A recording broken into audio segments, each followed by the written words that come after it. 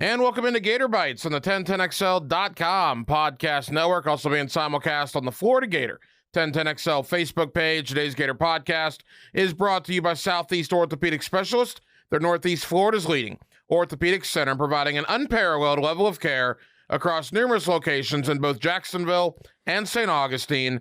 That includes Riverside, Northside, the South Side, the beaches, Fleming Island, and St. John's. He is Denny Thompson.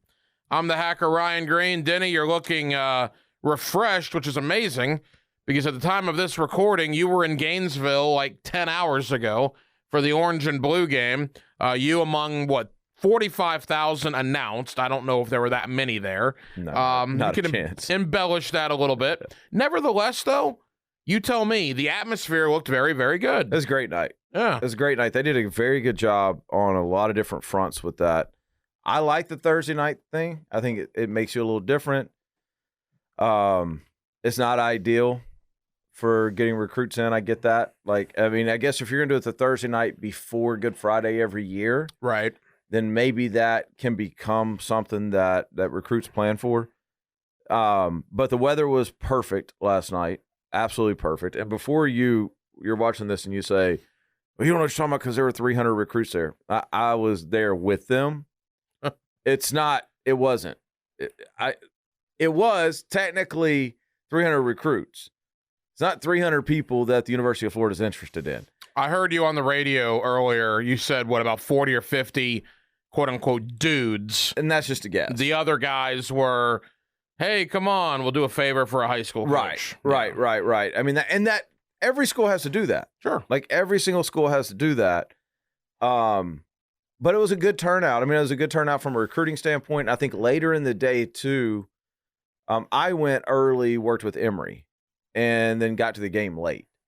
But from what I heard, having that 7:30 kick allowed them to get guys on campus, give them the full experience for like 2.5 hours before, and really get kind of a fall-type visit that you don't get to have if you have a Saturday 1 o'clock game.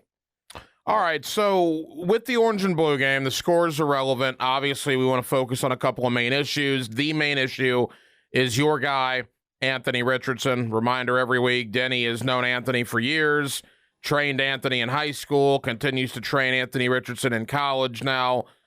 They are very close. So if Denny says something about Anthony Richardson, take it to the bank because he knows more about Anthony Richardson than anybody I know. His song's not bad. Oh, yeah, I did hear you. So he did a song. He dropped it yesterday. Yeah. Is that's an NIL deal, I'm assuming? No, that's a him deal. Oh. That's a him deal.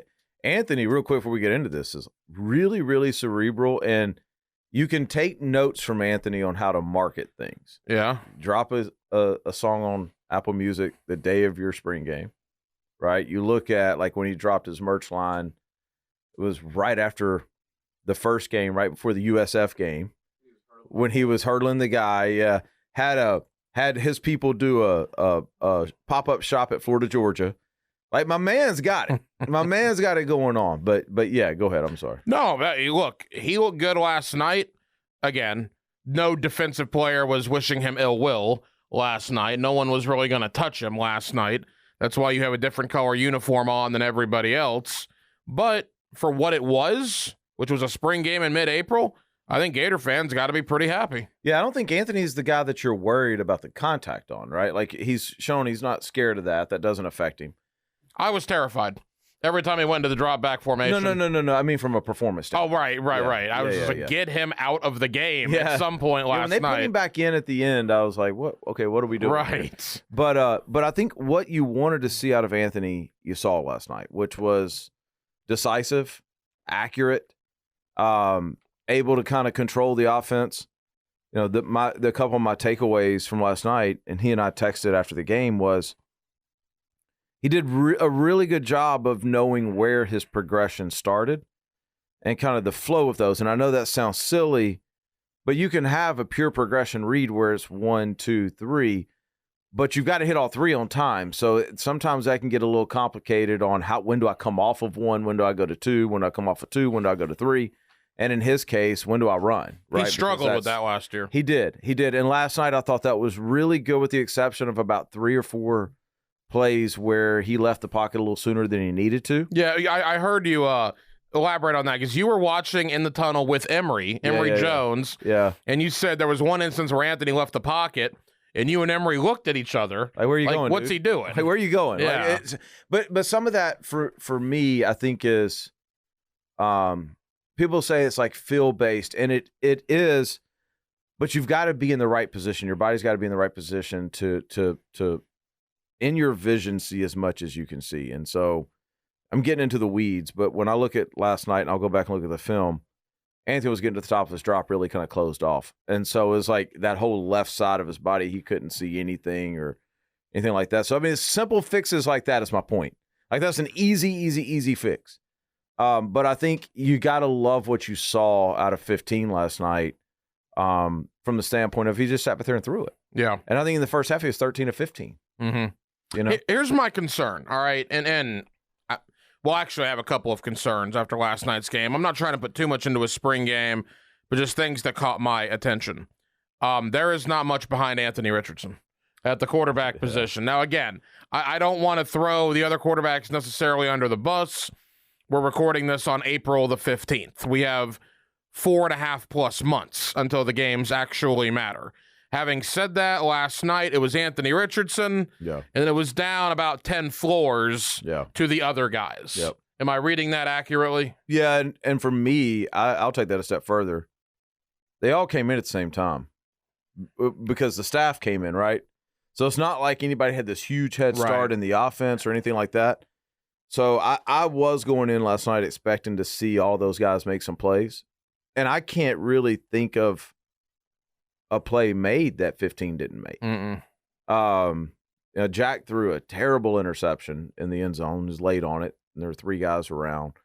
And then, Jalen Kitna just didn't look comfortable at all, and then they didn't really let Carlos do anything. But I agree completely. I thought I thought that quarterback room was going to be good and deep. And now I have my questions. And you said not to get too much into the weeds of it. You're pretty familiar with Carlos Del Rio as well. Yeah. He was a 4-star coming out of high school. What has happened there? Well, he's still young. I mean, I don't like the way that the NCAA treated that COVID year where they gave it to everybody, like it was free year. However, I get it because there was so much that guys missed out on, not from a college experience, but even from, like, I'll give you an example. I walked in the indoor yesterday. I was like, oh, it's back to normal. For the past 2 years, the indoor has had the last 20 yards of it be the weight room. Yeah, right. Because of COVID. I remember you were telling me coaches on Mullen's staff, the actual coaches had to move the weights to this room and that room. Right. I mean, it was a disaster. And so I think, the normalcy that was college football, that everybody was like, this is the developmental process. A lot of these kids are a year behind on that. I think that's kind of where Carlos is at. He's talented. He's really talented. I've worked with Carlos before. He's a good kid. Huge. He's a massive guy, and he's fast. But there's also a time where maybe you have to look and go, is this the offense for me? Mm-hmm. Right? So I don't know where he's at. Today's Gator Podcast brought to you by Southeast Orthopedic Specialists. For the highest quality care, you can rely on Southeast Orthopedic Specialists for any orthopedic injury or concern. You can log on to their website by going to se-ortho.com, and you can listen for Southeast Orthopedic Specialist, the good doctor, Kevin Murphy, on Thursday mornings in the 7 o'clock hour with Jeff and Dan right here on 1010XL for his weekly analysis of injuries in sports. You look at the history of Gator quarterbacks. Most of them are good because they have good weapons around them. That's right. Danny Warfel had guys named Riedel Anthony and Ike Hilliard and Jaquez Green. Tim Tebow had guys named Percy Harvin and, unfortunately, Aaron Hernandez, Riley Cooper, Lewis Murphy, the good players in college. Kyle Trask, my goodness, with Kyle Pitts and Kadarius Toney and Trevon Grimes, Van Jefferson. Freddie Swain has made a nice career for himself in the NFL.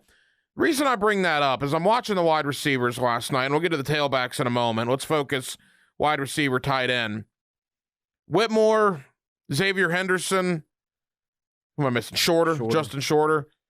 Denny, they have enough there? I mean, I don't know. Do they have enough to showcase Anthony Richardson's talent at the wide receiver position. I think that's probably one of the areas you're going to see them hit the portal in, that and tight end. But with that being said, I don't think you can count on the portal to get you better than Xavier Henderson or Justin Shorter. Right.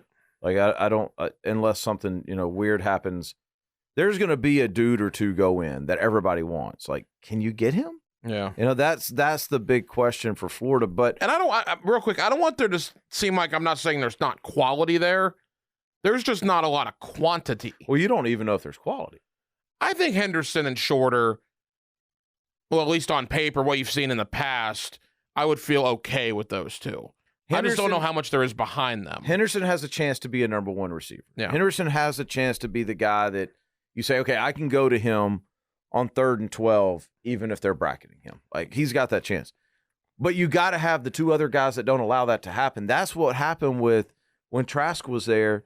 You couldn't pay all that attention that you needed to pay to Pitts, because then Kadarius Toney would do what he did to Florida State that year and go for whatever he went for. Right. Right? Or you couldn't give deep help to Grimes because Tony's underneath on you. Like, you've got to find that balance. I don't know that they have it right now. But I also am going, just like my excuse for the defense was they were super vanilla, that's also kind of my excuse for the receivers and the downfield throwing, is everybody was keeping everything in front of them, right? So I don't know that we got a good, outside of the running back and outside of 15, I don't know that the rest of the offense had a chance to do what they really want to do last night. And could a Marcus Burke from right here at Trinity Christian, could he emerge? Jordan Pouncey, who came over in the transfer portal. Jamarcus Weston, it's a guy that's done some things in the past. Could he step up and be that 3rd or 4th option? That's kind of what you're looking at right now. Yeah, and Burke's a good example because Burke's at that point right now where you start to pack on some pounds, hopefully. You've been there. You've been in the nutrition program. You've been doing this thing now for, a year. Now you start to really, really see results. So I think that's probably all they're waiting on with him. The Pouncey guy, I like him. When he's from Texas, right? Yes. Yeah, when he first got there, he would come in and get a bunch of catches when I go down there and work. And he's got something to him. But he's not a number one guy, right? I think that's what we're saying is who's that one guy? And your elite college football teams have 2 ones, right? You think about throughout history on that. If you've got 2 guys, that offense goes. So you need to find the true one, and then you need to find that 1B. And if you got that with everything else you got, you're in good shape. As far as the tight end position goes, I thought it was weird when it happened. As more time goes on, obviously there was something that we don't know about. The Kamari Gamble transfer to UCF now is odd to me because I look at Florida's tight end room. He would clearly be the starting tight end at the University of Florida this year without hesitation. So I don't know what happened. Keon Zipper has some potential. Well, you do know what happened. The coach at recruiting got fired. Yeah, right. But the coach that recruited all these guys got fired. I understand. But, what I'm saying is it's not – I think you're probably going to see more guys hit the portal too. But it's not – I get it. You committed to a coach, a staff. You got there. Didn't go exactly how you planned, and then your coach left. That's your chance to leave, right? Like that. At that point, okay, I can go. I don't owe anybody anything. And so kids strike it, though. Zipper looks like he's going to be the main guy. What about Nick Elksness, who you also have trained from here in Jacksonville? Jonathan Odom, who is the son of Odom, the offensive lineman from back in the day. Do they have anything behind Keon Zipper at tight end? Nick's got a chance to be a really good player. Elksness, I know he's hurt right now. I don't know. I don't know the answer to that. I don't know. I don't get to see a bunch of that film. Elksness was originally committed to Penn State. He was, for whatever that's worth, and then switched to Florida.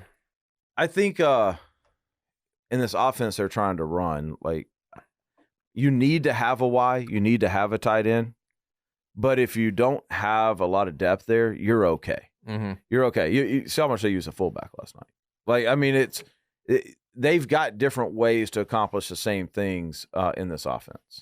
As far as the tailback position goes, DeMarcus Bowman Lorenzo Lingard, both 5-star guys, both did very little last year because, look, there was Damian Pierce, there was Malik Davis, there was Naquan Wright. I get it. There's only one football. But now Davis is gone and Pierce is gone. Wright is still there. You bring in a transfer from Louisiana, who, by the way, Montrell Johnson, guy's got a little oomph to him. Oh, I like that. Yeah. Yeah. You like him? I was standing right in the tunnel where they come out. And so he had a touchdown right in front of us.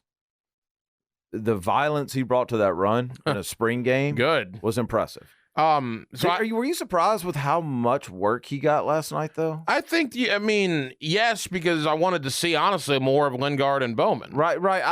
I thought going into last night we were going to see this, like every other play, running back competition. Mm-hmm.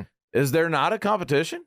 Like, is that what last night told us? Is this thing, like, this is his job? Yeah. And then you other guys are going to kind of fill in. That's what it felt like last night.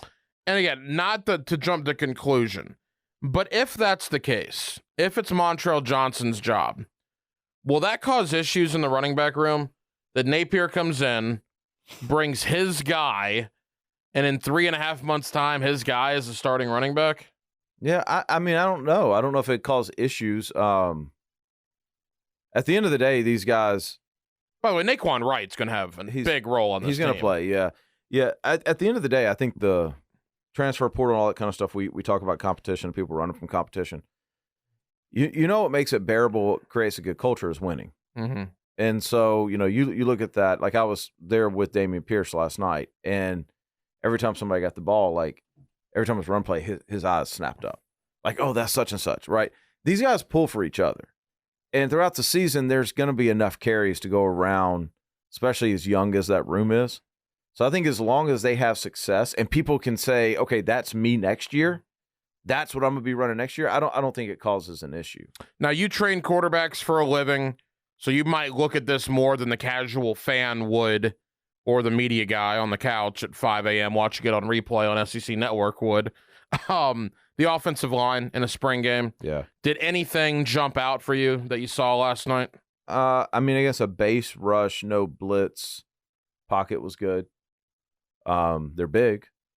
Osiris Torrance is a big dude. They're big. That was the one thing I did notice about them last night. But they didn't. Again, you can't. There's like no slanting. There was no. Agreed. Yeah. It was just can you pass set and can you hold your ground? Yeah. And how are your fundamentals of that? And by the way, the defensive linemen have no willpower. They have no issue. Listen, they're not getting to the quarterback, and even if they get around you, they're going to stop before they get to the quarterback. Right. I anyway. think Dexter had a sack last night on Anthony where he actually kind of wrapped him up. It was the quickest whistle of the night. Yeah, of course. So it's that's hard to say. I mean, really, what you're looking at when you look at a game like that is a borderline flag football game, which I think is why the lack of production from the other quarterbacks was so concerning. It was. And look, it's early in the process, but clearly Anthony Richardson's world and everybody's living in it in the quarterback room. I had a thought on what Scott Strickland's done in the last 3.5 months. Before we get there, real quick on the defense. Again, like we said, vanilla as vanilla can be, a spring game. Anything jump out to you? Donovan McMillan, the nice interception in the end zone. I saw that. A young linebacker given an opportunity. I like to see that more, the young guys getting involved. They got some guys back. Brenton Cox, Trey Dean could have gone to the NFL, would have probably been drafted. Brenton Cox absolutely would have been drafted. Both guys decided to come back. What's an early thought from you on the defense? I like the way and this is going to sound so basic, but I love the way they ran to the ball. Little things like that you watch in football games. Yeah. Especially live. When you're not watching TV cut, so you're not following the ball, you're kind of seeing everything. All night, that defense ran to the ball. Mm-hmm. And there's a lot of speed on the field down there in Gainesville right now, which is good. There's a lot of speed everywhere, so you have to have that. But I like that. You couldn't tell a lot about the tackling last night, but they were in position, right? Even some of the run plays that hit, it was a missed arm tackle or something like that. But It's not like people were running through wide open holes like we've seen the last couple of years. At least from where I saw. I didn't watch the TV copy. Right. At least from where I was standing, it didn't look that way. You know, in the secondary, look, you lose Kyrie Elam. That obviously is going to sting. But I like all the potential back there. You got the veteran of the group in Trey Dean, but whether it's Kamari Wilson, whether it is Trevez Johnson from right here out of Bartram Trail High School, Corey Collier, Jason Marshall, Rashad Torrance, they got some guys in that secondary. Maybe some raw guys, not a lot of experience yet, but I like what I see back there potentially. Yeah, I think we talked about this last week or the week before about when Napier made the comment about needing to hit the transfer portal. We talked about the difference in like Georgia and Florida right now just being that depth thing. There's positions of depth, right? So there's like this is what you've got to battle is, okay, we've got a lot of defensive backs. Do we have a first rounder? I don't know. Okay, well, we're lacking a little star power, but we've got 8 of these dudes. Yeah. And then you look at tight end, it's like, okay, we got one guy, right? So we got to go get, if a DB hits that we feel like's a top 5 round pick or he's a lot, we got to go get him. If a tight end hits that we feel like can give us depth, we got to go get him. And it's very strategic on how you attack the portal is what I'm trying to say. You're not always going out and looking for the guy who's going to demand to start and going to make an immediate impact. A lot of times because those guys are only so many, a lot of times you're looking for the depth guys. A lot of times you're looking for the guys because if you're a backup tight end, you're going to play a lot. Yeah, of course you are. Like that's just what's going to happen. So a lot of times the defensive tackles and the tight ends and the personnel package and the rotation guys, like you're trying to build up, depending on the position, 3 deep at those things. And I got to tell you, too, as much as I love Jason Marshall at corner, I think there are issues there. That could be another portal thing for a defensive back, and I don't know how you can find one, if you can find one. Jalen Kimber, Jadon Hill, Avery Helm, they got some guys, but other really than Jason Marshall, do you feel good about what they have at corner? I don't feel bad, but I don't feel great. I think it's probably a very similar conversation at every school except Ohio State, Georgia, Alabama. Yeah. Right? And I think that's I hate to keep saying that, but I'm really trying to drive that point home is yeah, your first 11 can play with anybody. But the game of football is not play with 11 anymore. You know, you're playing defense now. You've got 18 people coming in and out of that game, and number 18 better be pretty much as good as number 3. 1 and 2 should be head and shoulders above everybody. But 18 should be. Look at Georgia's defense in the draft right now. Oh, they're predicting 5 in the first round. They're going to have like 8 guys go in the top 90. Yeah. Think about that. If what they say is going to happen is going to happen, damn near half their defense is going to be first-round picks. Unreal. Unreal. It's crazy. Today's Gator Bytes podcast is brought to you by Southeast Orthopedic Specialists. They're Northeast Florida's leading orthopedic center, providing an unparalleled level of care across numerous locations in both Jacksonville and St. Augustine. That includes Riverside, Northside, the South Side, the beaches, Fleming Island, and St. John's. As we wrap up this edition, Scott Strickland yesterday was on 1010XL talking with Frangie, Carline, and Brooks. And with the job that he has done in the last 3.5 months, who knows what the conversation is going to be like a year from now, because a lot can change. But for the here and now, you take the interim tag off of Kelly Ray Finley for women's basketball. You go out and you hire Todd Golden in men's basketball. You go out and you hire, obviously, Billy Napier for football. 3 coaches, all 42 years of age or younger. 3 coaches that have really got the fan base very, very excited. In Todd Golden's case, he's been on the job less than a month. And he's got Colin Castleton back. He's gotten 2 pretty big guys out of the portal, including Alex Fudge from right here in the city of Jacksonville. What do you make of the job Strickland has done in hiring these 3 young coaches to run 3 pretty big sports on that campus? I don't think you can answer that without saying it this way. You got to wait a couple years. I met Golden last night. Yeah. Impressions? You would never guess. Like if you met him and you said, guess what this guy does for a living? A basketball coach would be literally the last thing you would say. Why do you say that? Accountant? Yeah. Well, one, he looks so young. Yeah. Yeah. So young. 36 years old. Yeah. And he looks 21. Right? But the one thing about all these coaches that I think Mike White had this, but Mullen did not. There's a passion to people say to the university, and I'm not going to say that because they're all new there. They can't, you know what I mean? Like you can't meet somebody and a month later be like, oh, I'm really passionate about her. Like I really like that. That's not how this works, right?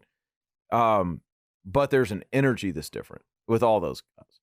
Like I want to recruit. I want to go out and recruit. They were together a lot last night, like the head coaches. I saw that Napier obviously made them the honorary captains. They did a whole Twitter thing with Golden. I think he was the blue captain. Yeah. And, Kelly Ray Finley was the orange captain. Well, I think there's a synergy there to Strickland's credit that I don't know, I haven't been there every day, but I don't think was there before. Right. And I think if you can start getting, the heads of these programs working together, they're all going to assist each other in recruiting on some level. Obviously, football being the biggest one. If I can bring in a basketball recruit and they get a chance to meet Napier and tour the new football facility and all that helps me in basketball. And you hate to even make this comparison because Billy was obviously there a lot longer and they didn't come in together. But you had something like what we hope you have now with Billy Donovan and Urban Meyer. No doubt. Yeah. 100%. No, 100%. Yeah. No, I think that's that's what we all hope happens again here. That'd be nice. That result, but that's the feel. Like, that's the feel. It's like, there was a ton of alumni there last night, a ton. And I don't remember seeing it like that in a long time down there. So it was cool. It was like a reunion. It was like a party, but at the same time, there was a game going on. Mm-hmm. And I think that Thursday night feel helped that. I hope it's something they continue to do. Finally, the football-only facility. Mm-hmm. You said on the drill this morning, on the verge of being completed, mm-hmm. there were a lot of positives. You're not comparing it to Georgia because Georgia is just, I think you said Georgia's the Walt Disney World of college football facilities. And I say Georgia because that's the rivalry. But Alabama, Clemson, yeah. But you've been to a lot of these places. Right. Where would Florida stack up once the facility is done? Middle of the SEC. Kentucky, Auburn, like that. Is that a bad thing? No, it's better than what they have right now, obviously. They can compete on facilities now. That's the thing. Like, what you want out of this, because you're not going to go spend $400 million. Bam. You're not going to do that. That's just not going to happen. Right? But so how do we spend $80 million, $100 million and get there? Well, they're doing the first step. And now, so if I go to Kentucky, which is not who you should be competing with, but if I go to Kentucky and I go to Florida, you're like, oh, okay, cool. Florida may even be a little nicer, where that hasn't been the case. But if I go to Alabama and then I come to Florida, they're close enough from a comfort standpoint, right, by the player, that now recruiting matters. Now the coaching relationship matters. Now what's happening on the field and how many people are going to the NFL. Now you can get that conversation, right? Whereas before it was like, like I was just at Alabama and they have 8 buildings like this and we're in the stadium here. You don't have that anymore. Right. Right. The one thing I will say, and I kind of said it as a negative on the drill, but I didn't mean it that way. It came out wrong. Georgia's is away from their stadium, right? So they had more room, have more room to add buildings or whatever like that. Florida's very landlocked. The proximity of everything right there can be a huge thing for Florida because that's not necessarily normal. Even Alabama, the bulk of their facilities is away from the stadium, mm-hmm. right? Florida, you can walk from the football only, the indoor is attached to it, the weight room is attached to it, and then you all you got to do is walk across the O-Dome parking lot and you're at the stadium. Right. Walk across there and you're at all the bars. Well, yeah. Right? And I'm laughing about that. Damn These straight. are college guys. Like you that's not Georgia. Georgia, like you're there. You're isolated almost. Where are they putting the football or the sport dorms? Because I know there's talk about putting dorms for the athletes as well. Will they be around there? I don't know. When they moved the baseball stadium, I feel like it feels like they opened a lot up. Yeah. So it still feels like there's room, but I always forget about one key thing: parking. Right. Oh, jeez. Yeah.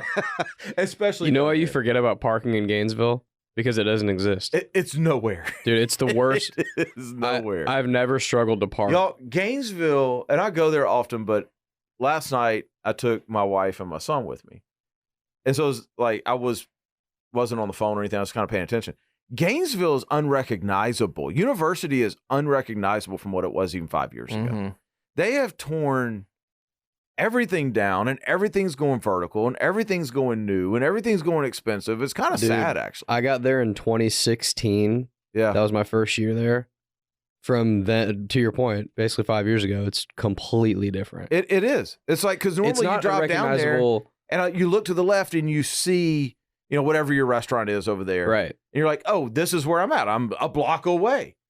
It's like everything looks the same now. It's like you're driving, and it's like, when did that pop up? And when did that pop up? And it's apartments and everywhere. when did Mothers go out of business? And when did Swamp go out of business? Is Leonardo's not out of out? business, but no, Leonardo's still there.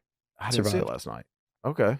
Leonardo survived. Well, it just goes to show you how much things change. By the way, as a proud alum of the University of North Florida, UNF, on a much smaller That has scale, not changed. we will put our parking problems up against the University of Florida's any day of the week. I thought you were going to tell me y'all weren't having the same No. issues that UNF There is nowhere to park on the UNF campus either, believe me. I think that might be a problem at every campus. Don't ever have 85,000 people. Well, that's true, too. I'm That just is talking about factual information. ENC 1101 when I was a sophomore. I mean, I think on a normal day at UF, I think parking's still not bad, but if the weather's decent, you're okay. Yeah.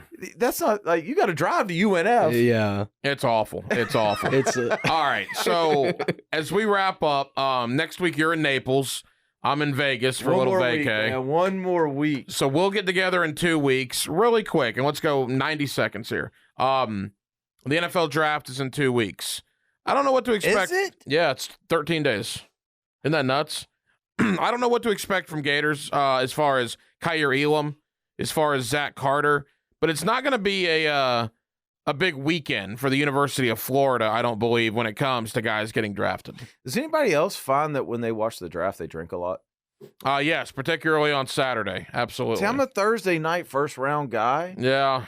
That I don't really enjoy the hangover on Friday. I'm sorry to ignore your question. I was just kind of thinking about liver health. No, I enjoy the random thoughts. Do I want to build up to it, or should I take a 13-day break from all alcohol to get there? I just don't understand the Zach Carter thing. Oh, he's going back to Yeah, I don't know what to add to that. I don't I was understand. going to tell you, Denny, that I'm a drinker during the draft because I'm a Jaguar fan. Oh, that's fair. Yeah, they don't. Yeah. You just say I'm a drinker because I'm a Jaguar fan. I don't understand the Zach Carter thing. I saw him in round 6 of a mock yesterday. And I don't get why he hasn't gone up the board. Yeah, we talked about this a couple weeks ago. I don't either. It's weird. He's got. I'll tell you who. I mentioned I was with Damian Pierce yesterday. Oh yeah, but that's true. He's going to get drafted. Bro, listen, I had no idea how fast he was. Yeah, no idea how fast. Well, of course you didn't, because Mullen gave him the ball 10 times a game. We were throwing yesterday, and we were working a specific route, and so it's like, hey, jog the route, dude. He takes off. I said, jog. He's like, hey, I'm jogging. I'm like, man, you're not jogging. He's like, I'm jogging. I was like, all right, fine. Goes full speed. Dude, I was blown away. Yeah. Blown away. Like, so twitchy, so fast. We all know how powerful he is. Like, that dude, if your favorite NFL team drafts that guy, you got a guy. You got a dude there. And loves football. Absolutely loves football. It's the first real time I spent with him yesterday. And it just made me angry about the pass staff. One of the big questions, why he only got the ball 10 times a game.